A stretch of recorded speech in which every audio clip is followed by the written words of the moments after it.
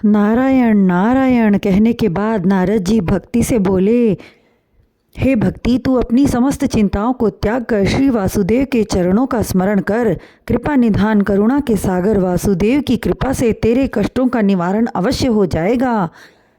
हे भक्ति, तू भगवान के प्राणों से अधिक प्रिय है। जिस स्थान पर तेरा वास होता है वहाँ वासुदेव निवास करते हैं। सतयुग, द्वापर और त्रेता युग में लोग बहुत ज़्यादा तप, जप, दान और यज्ञ करते हैं जिससे उनकी मुक्ति के द्वार खुल जाते थे, परंतु कलयुग में भगवत नाम के जपने से ही मुक्ति मिल जाती है, लेकिन उसमें तेरा अंश मिला होता है।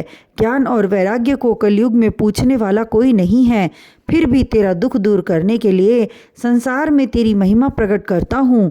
जिस प्राणी के मन में तेरा वास होगा उसे यमराज का भय भी सता न सकेगा और बैकुंठ धाम को प्राप्त होगा। श्री नारायण जिस पर प्रसन्न होते हैं उसे अपनी निर्मल भक्ति प्रदान करते हैं। इसी से तू सर्वश्रेष्ठ है। नारद की बात सुनकर भक्ति फिर बोली, हे महामुनि, जिस प्रकार आपने मुझे धीरज बंधाया, कृपा करके मेरे दोनों पुत्रों की मूर्छा दूर करके चैतन्यता प्रदान कीजिए। नारद जी चारों ऋषियों से बोले, हे ऋषिगण, भक्ति के बार बार के आग्रह पर मैंने ज्ञान और वैराग्य को जगाया, परंतु वे न तो उठे और न ही आंखें खोली। यह देखकर मैंने वेद मंत्र और गीता का पाठ किया। फलस्वरूप उनको कुछ चेत हुआ, परंतु जो ही वे उठने को हुए, निर्बलता के कारण पुनः अचेत होकर धरा पर गिर पड़े।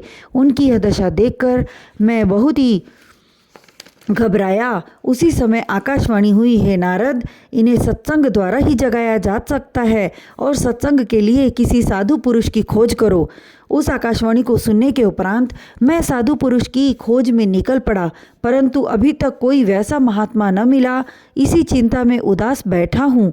आप लोग ब्रह्मा के पुत्र परम योगी और ज्ञानवान हैं।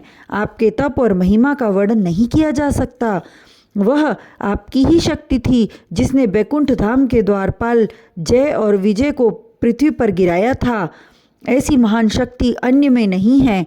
जिस प्रकार आपने मुझ पर कृपा करके अपने दुर्लभ दर्शन दिए, उसी प्रकार भक्ति एवं ज्ञान वैराग्य को दर्शन देकर उनके संकट दूर करने की अनुकंपा कीजिए, जिससे कलयुग के प्राणियों के हृदय का क्लेश दूर हो जाए। यह सुनकर सनत कुमार जी बोले, हे नारद, भगवत भक्तों में तुम सबसे श्रेष्ठ हो। तुम्हें भक्ति का संकट दूर करना ही उचित है। ऋषियों ने भी माया मोह में लिप्त प्राणियों को बैकुंठ धाम तक पहुँचाने के लिए ज्ञान एवं धर्म के बहुत से मार्ग बनाए हैं, परंतु इस कलिकाल में उस दुर्लभ मार्ग पर चलना असंभव सा प्रतीत होने लगा है, क्योंकि उस मार्ग पर ले जाने वाले गुरु की कमी है। उसे प्राप्त करने के लिए श्रीमद् भागवत ही सबसे उत्तम साधन है। जो प्राणी सच्चे मन से भागवत कथा सुनता है उसे वह मार्ग शीघ्र ही प्राप्त हो जाता है। जो कथा श्री सुखदेव जी ने राजा परीक्षित को बताई थी, उसी भक्त से भक्ति, ज्ञान एवं वैराग्य का भी दुख दूर होगा, क्योंकि श्री नारायण के चरणों में प्रीति लगाने का इससे अच्छा अन्य कोई साधन नहीं है। नारद जी बोले, हे प्रभु, अब वेद और गीता के पाठ से ज्ञान और वैराग्य की मूर्छा न गई, तब श्रीमद् भागवत की कथा सुनकर चेतना को कैसे प्राप्त होंगे। सनत कुमार जी बोले, हे देवर्षि, श्रीमद् भागवत को समस्त वेद वेदांगों का सार जानो। उसके एक एक श्लोक में वेदों का सार भरा हुआ है। भगवान वेद व्यास जी ने समस्त वेदों का गूढ़ रहस्य श्रीमद् भागवत में निहित किया है। अतः इस कथा को सुनने से समस्त वेदों का ज्ञान हो जाता है। इसके अलावा भी एक बात है, कदाचित उसे आप भूल रहे हैं देवर्षि। वह यह कि श्रीमद् भागवत के मूल 4 श्लोक स्वयं ही हरि नारायण ने ब्रह्मा जी को सुनाए थे। उन 4 श्लोकों के आधार पर ही वेदव्यास जी संपूर्ण श्रीमद् भागवत महापुराण की रचना समस्त प्राणियों के दुख हरने के लिए की। नारद जी हाथ जोड़कर बोले, हे प्रभु, आपकी बड़ी कृपा, जो आपने मुझे यह याद दिलाई, मेरे अहोभाग्य जो आपके दर्शन मुझे प्राप्त हुए, क्योंकि यह सर्वविदित है कि सत्संग बहुत ही भाग्य से मिलता है।